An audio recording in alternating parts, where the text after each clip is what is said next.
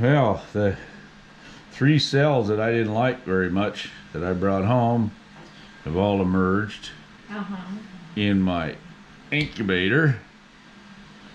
So now we're going to mark a queen and get her cage to go out somewhere.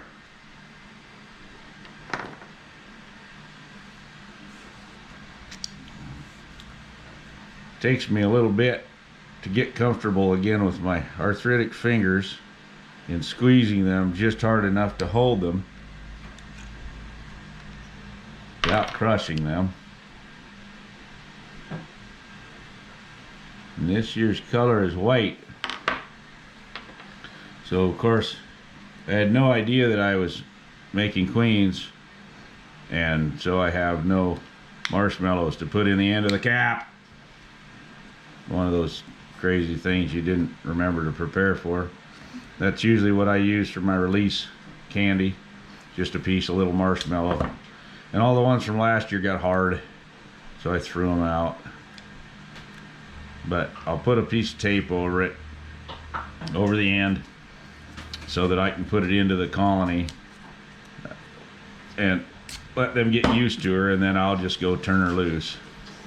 The 2 places I'm going to try to put at least 2 of these are the ones that I stole all the bees out of for my mating nukes. So there are bees, of course, that came back to those colonies, but they're hanging out in there with absolutely nothing. No brood, no queen, no nothing. So they should be really willing and happy to accept a queen of any sort. So we'll give them a try.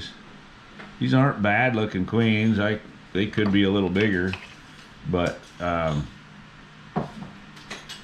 not near as bad as I thought they were going to be, looking at the size of the cells compared to the ones that were on top. The top ones are gorgeous, big, beautiful cells, and the bottom one's just a little more stunted and not as decorated. But you take them as you can get them. And I didn't have enough mating nukes down there. I didn't want to waste any on ones that weren't going to emerge. And I opened one of them, and the one I opened wasn't developed. She wasn't ready. For whatever reason. She didn't have wings yet or anything else, and they were supposed to, obviously emerge for near the next day. So when I saw that, I kept those stunted ones out.